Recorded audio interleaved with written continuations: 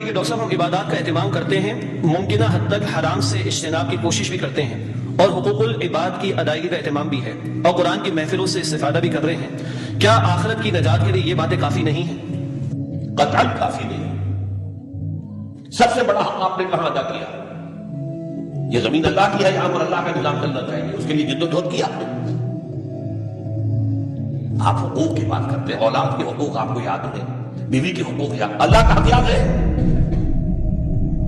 اللہ کا حق یہ نہیں ہے صرف کہ آپ نماز پڑھ لیں، روزہ رکھ لیں۔ اللہ کا حق تو یہ ہے کہ اللہ کے دین کو ان اقیموا الدین ولا تتفرقوا فیہ، دین کو قائم کرو۔ ہاں قائم کر دینا یہ لازم نہیں، کرنے کی کوشش کرو امکانی حد تک۔ تم کوشش کرو گے تو تم سرخرو ہو جاؤ گے، چاہے دنیا میں کامیابی ہو چاہے نہ ہو۔ کوشش ہی نہیں کرتے تو اس کا مطلب کیا ہے؟ سوچیے، اس کا مطلب یہ ہے کہ آپ باطل نظام پر راضی ہیں۔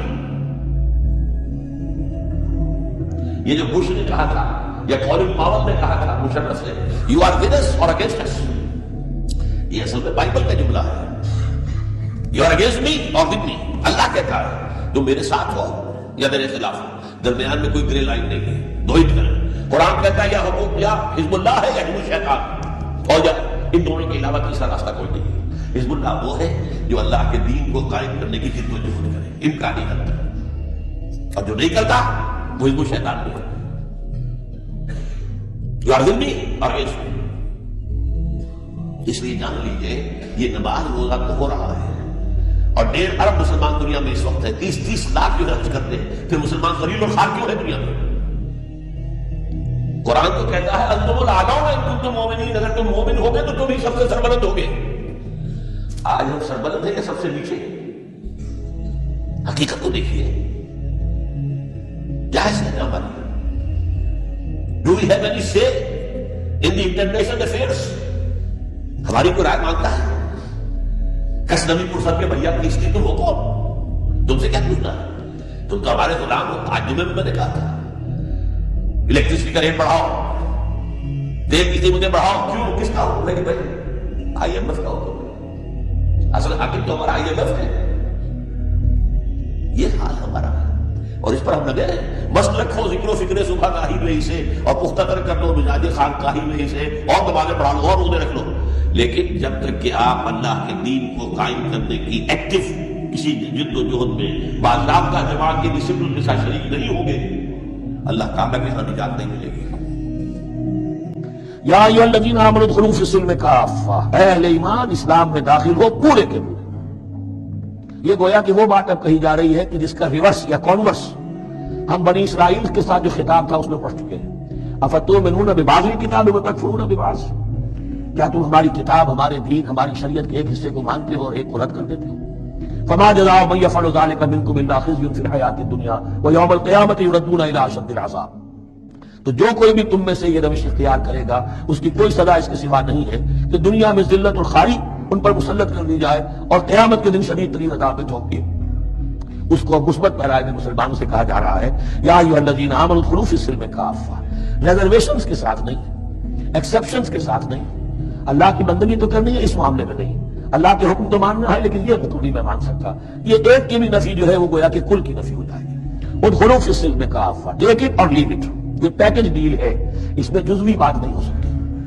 ولا تتبعوا خطوات الشیطان، اور دیکھو شیطان کے قدموں کی پیروی نہ کرو، اس کے نشانات راہ جو ہیں، اس کے نشانات قدم جو ہیں ان کی پیروی نہ کرو۔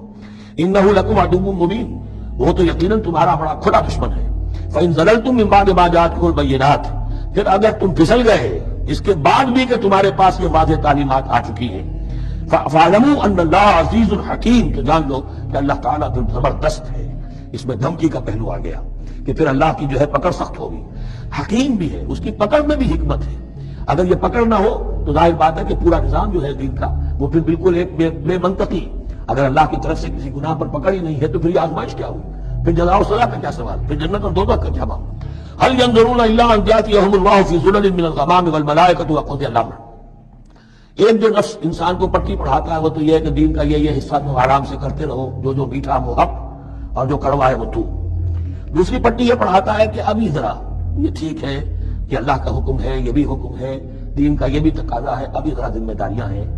ابھی ذرا بچوں کے معاملات ہیں، بچے برسر کار ہو جائیں، بچیوں کے ہاتھ پیلے ہو جائیں، میں ذرا ریٹائرمنٹ بھی لے لوں، تو پھر یہ مکان بنا لوں، پھر میں اپنے آپ کو دین کے لیے پھر خالص کر لوں گا دین کے لیے، پھر میں وہی کام کروں گا۔ یہ سب سے بڑا دھوکہ ہے، وہ وقت کبھی نہیں آتا۔ اسی لیے فرمایا کس شے کا انتظار کر رہے ہیں؟ هل ينظرون الا ان ياتيهم الله في ظلل من الغمام، کہ اللہ تعالیٰ آ جائے بادلوں کے سائبانوں میں، والملائکۃ اور فرشتے آ جائیں، وقضی الامر، اور پھر فیصلے چکا دیا جائے گا۔ کیا معلوم کب وہ گھڑی آ جائے۔ یہ مہلت عمر تو اچانک ختم ہو سکتی ہے، پوری دنیا کی قیامت بھی جب آئے گی اچانک آئے گی، اور ہر شخص کی ذاتی قیامت تو اس کے سر کے اوپر تلوار کی طرح لٹکی ہوئی ہے۔ امام مات فقط قامت قیامت، وہ جو مر گیا اس کی قیامت تو آ گئی۔ کیا تمہارے پاس گارنٹی ہے یہ سارے کام کرو گے تب تک زندہ رہو گے، اور پھر بھی تمہارے جسم میں کوئی توانائی، کوئی رمق باقی رہ جائے گی کہ دن کا کوئی کام کر سکو؟ جان لو تم کس چیز کا انتظار کر رہے ہو سکتا ہے اچانک اللہ کی طرف سے مہلت ختم ہو جائے۔ اسٹاپ رائٹنگ، 3 گھنٹے ہو گئے، بس اب جو لکھ لیا، اب آگے تمہارے پاس مہلت نہیں ہے۔ وَإِلَى اللَّهِ تُرْجَعُ الْأُمُورُ، اور یقیناً تمام معاملات اللہ ہی کی طرف لوٹا دیے جائیں گے۔